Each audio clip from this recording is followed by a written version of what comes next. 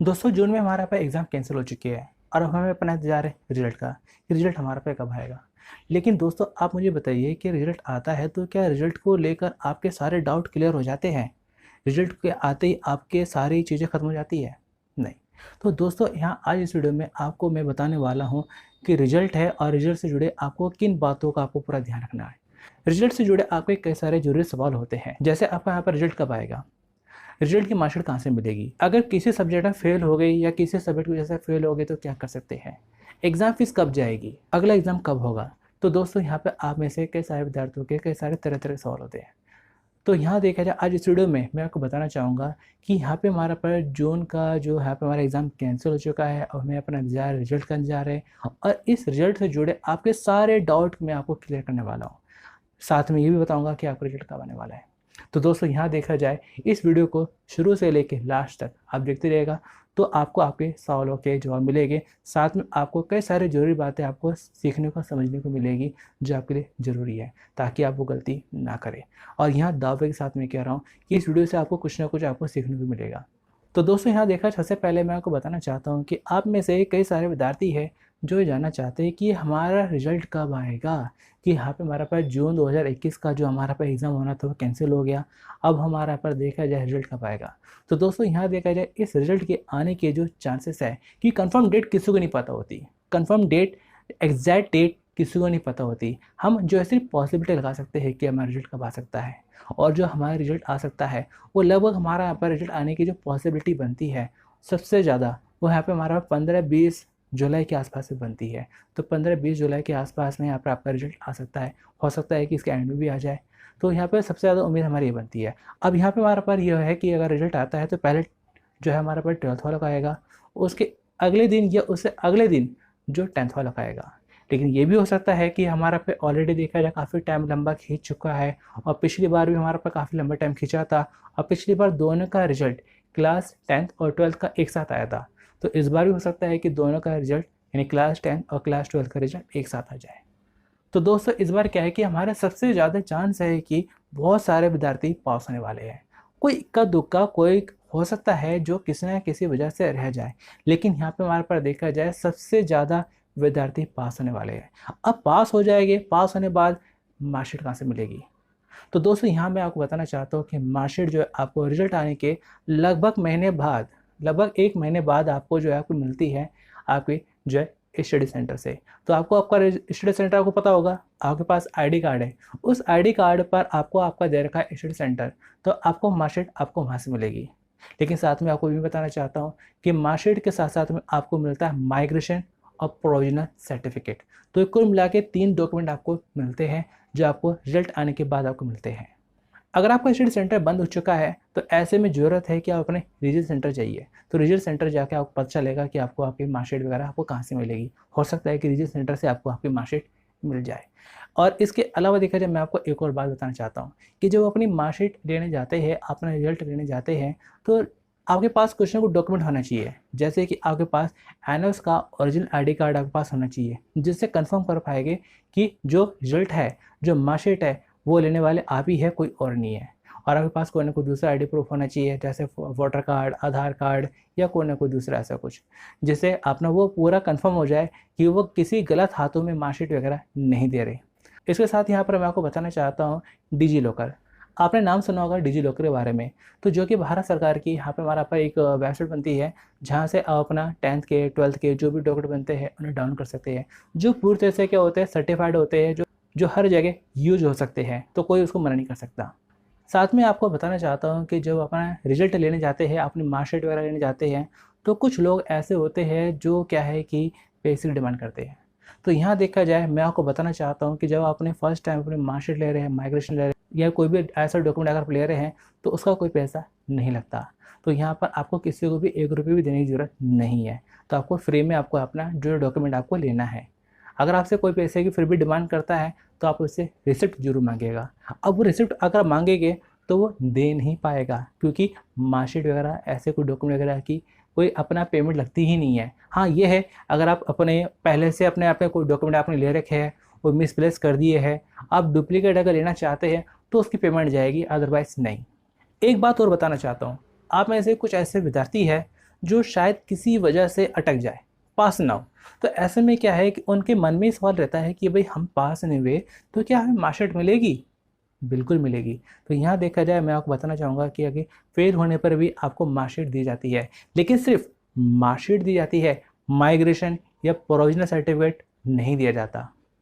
तो दोस्तों मैं बात करने वाला हूँ कुछ एब्रिविएशन के बारे में। जो दोस्तों, जब आपका रिजल्ट आता है तो उस रिजल्ट में क्या होता है, कई सारे एब्रिविएशन होते हैं। तो इन एब्रिविएशन का कहाँ क्या मतलब होता है, तो यहाँ देखा जाए कुछ सब्जेक्ट के आगे पी लिखा रहता है, SYC, SYT, कई सारे यहाँ पे हमारे लिखे होते हैं। तो कई बार क्या होता है, इनका मतलब समझ नहीं पाते।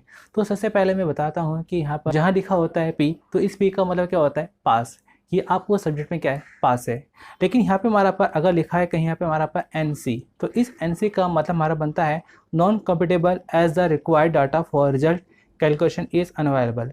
कि यहाँ पे हमारा पर देखा जाए उस सब्जेक्ट को लेके अभी उनके पास डाटा नहीं पहुँचा है। हो सकता है कुछ देर बाद या कुछ दिनों बाद वो अपना डाटा उनको मिले और रिजल्ट वो कंप्लीट शो करे। उसके बाद यहाँ पे हमारा पर कई जगह पर लिखा हो सकता है AB। तो इस AB का मतलब पे क्या होता है, एब्सेंट। तो यहाँ पर एब्सेंट होता है मतलब क्या है कि आपके हो सकता है थ्योरी में, प्रैक्टिकल में या असाइनमेंट में कहीं ना कहीं लिखा होगा AB। तो इस AB का मतलब कि आपने वो चीज़ में वो अपेयर थे ही नहीं।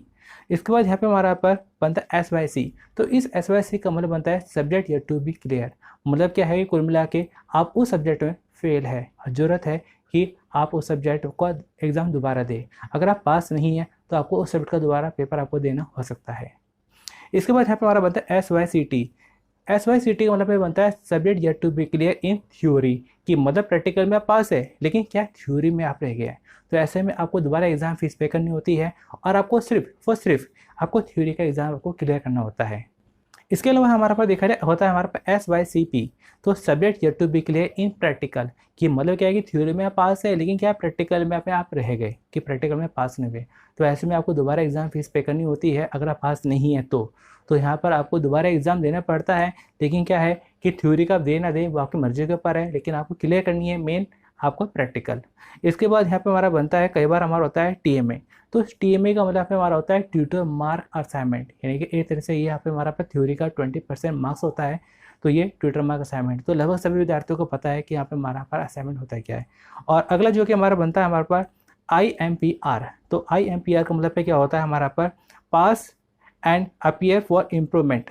तो यानी कि आप ऑलरेडी पास थे लेकिन आपने क्या करा, उस सब्जेक्ट की किसी सब्जेक्ट की आपने दोबारा से एग्जाम फीस पे करी और आप दोबारा से पास हुए। आपके मार्क्स बढ़े या नहीं बढ़े वो बात अलग है, लेकिन इसका मतलब है क्या होता है, इम्प्रूवमेंट। इसके बाद यहाँ पे हमारा पर हो सकता है यहाँ पे हमारा पर ADDL। तो इसका मतलब पे क्या है कि pass and appear for addition subject. कि आप पास हो चुके थे लेकिन आपने क्या करा कि कोई ना कोई सब्जेक्ट आपने एडिशन लिया। एडिशन लेने के बाद में आपने इसकी एग्ज़ाम फीस पे करी और आपने उसका एग्ज़ाम दिया। इसके अलावा देखा जाए आपका यहाँ पे आ सकता है RL। इस RL का मतलब पे क्या होता है, रिजल्ट लेटर। मतलब क्या है कि आपका रिजल्ट अभी आया नहीं है, हो सकता है कुछ टाइम बाद आपका रिजल्ट आ जाए। तो यहाँ पे हो सकता है कि आपका रिजल्ट थोड़ा वेटिंग में हो। इसके अलावा देखा जाए कुछ और भी हमारे पे एब्रिविएशन यूज़ हो सकते हैं, लेकिन ये वो एब्रिविएशन है जो सबसे ज़्यादा यूज़ होते हैं। दोस्तों यहाँ पर मैं एक और यहाँ पे बात मैं करना चाहता हूँ कि आपका रिजल्ट आने वाला है। लगभग हमारे पास जुलाई के महीने में आपका यहाँ पर रिजल्ट आ जाएगा। और रिजल्ट आएगा तो क्या बहुत सारे ऐसे स्टूडेंट हैं जो क्या है अपने रिजल्ट से खुश नहीं होंगे। तो यहाँ पर क्या करेंगे, खुश क्यों नहीं होंगे, क्योंकि जो है अपना उनको उस हिसाब से उनको मार्क्स नहीं मिले जिस हिसाब से वो सोच रहे थे। वो सोच रहे थे कि हमें 60%, 70, 80, 90 इतना परसेंट मिले, लेकिन उनको उस हिसाब से उतनी परसेंटेज नहीं मिली। तो ऐसे में क्या है कि आप दोबारा से अपना दे सकते हैं अपना एग्ज़ाम। तो यहाँ पर NSOLO के जो नोटिफिकेशन था उसमें आया भी था हमारे पर कि जो स्टूडेंट अपने एग्ज़ाम से रिजल्ट से खुश नहीं है तो वो अपना अपेयर हो सकते हैं अगले सेशन के लिए जब हमारा पे हालत नॉर्मल हो जाएगी। तो जो हमारा पे पब्लिक एग्ज़ाम में या हमारा ऑन डिमांड एग्ज़ाम है तो उसमें अपना एग्ज़ाम देकर आप अपना इम्प्रूवमेंट कर सकते हैं। इम्प्रूवमेंट करने के लिए आपको ज़्यादा कुछ नहीं करना होगा, सिंपली आप अपने एग्ज़ाम फीस पे करिएगा। बाकी आपको कोई लेटर वगैरह आपको इतना कुछ करने की ज़रूरत नहीं है। सिंपली अपने जिस सब्जेक्ट में आप चाहते हैं इम्प्रूवमेंट करना उस सब्जेक्ट की अपना एग्ज़ाम फीस पे करिए और अगली बार जो अपना पब्लिक एग्ज़ाम होगा तो अपना जो एग्ज़ाम दे के अपना उसमें इम्प्रूवमेंट कर सकते हैं। लेकिन अगर आप तब तक वेट नहीं करना चाहते, अगले सेशन का जो पब्लिक एग्ज़ाम होता है तब तक आप वेट नहीं करना चाहते, उससे पहले अपना एग्ज़ाम देना चाहते हैं तो अपना ऑन डिमांड एग्ज़ाम आप दे सकते हैं। तो दोस्तों यहाँ पर एक और अहम बात मैं आपको करना चाहता हूँ। रिजल्ट के बाद में आपको जो 3 डॉक्यूमेंट आपको मिले हैं, मार्कशीट, माइग्रेशन और प्रोविजनल सर्टिफिकेट। तो ये 3 डॉक्यूमेंट है, लेकिन एक और चौथा डॉक्यूमेंट है जो आपको रिजल्ट के लगभग 6 महीने बाद मिलता है। वो डॉक्यूमेंट है हमारा पर सर्टिफिकेट, प्रमाण पत्र। जी हाँ, तो ये अहम चीज़ है। बहुत से स्टूडेंट होते हैं कि अपनी मार्कशीट लेके भूल जाते हैं सर्टिफिकेट लेना, लेकिन यहाँ पर सर्टिफिकेट लेना बहुत ज़रूरी है। तो रिजल्ट के लगभग 6 महीने बाद आपको मिलता है आपको यहाँ पर सर्टिफिकेट भी आपको ठीक वैसे मिलता है जैसे कि आपको यहाँ पर मिलती है मार्कशीट। तो ज़रूर अपना सर्टिफिकेट आप लीजिएगा, भूलिएगा मत। दोस्तों यहाँ पर मैं एक और चीज़ बताना चाहता हूँ कि अगर आप यहाँ पर किसी सब्जेक्ट में फेल हो जाते हैं तो यहाँ पर देखा जाए कि आप जो है अपने उसका क्या करेंगे, एग्ज़ाम फीस पे करके दोबारा एग्ज़ाम दे सकते हैं अगले सेशन के लिए, या ऑन डिमांड देना चाहे वो भी दे सकते हैं। लेकिन यहाँ पर एक और ऑप्शन बनता है, वो बनता है यहाँ पर हमारा पर सब्जेक्ट चेंज और एडिशन। कि यहाँ पर जो सब्जेक्ट है, अगर आपको लगता है कि वो सब्जेक्ट काफ़ी मुश्किल है मेरे लिए, वो सब्जेक्ट मैं नहीं कर पा रहा हूँ, तब ऐसे में आप अपना स्टूडेंट लॉगिन करके अपना उस सब्जेक्ट को चेंज करना चाहे चेंज भी कर सकते हैं। अगर आप कोई सब्जेक्ट एडिशन लेना चाहे तो वो आप वो भी ले सकते हैं। दोस्तों अब मैं एक और अहम बात आपको बताना चाहता हूँ कि यहाँ पे हमारा पर रिजल्ट आ जाएगा, हमें मार्कशीट मिल जाएगी, बहुत से स्टूडेंट पास हो जाएंगे, बहुत से स्टूडेंट अटक भी जाएंगे, बहुत से स्टूडेंट अपने रिजल्ट से खुश भी नहीं होंगे। तो यहाँ देखा जाए अब क्या है कि अगला एग्ज़ाम कब होगा, कि बहुत से स्टूडेंट क्या अपना इम्प्रूवमेंट चाहते हैं।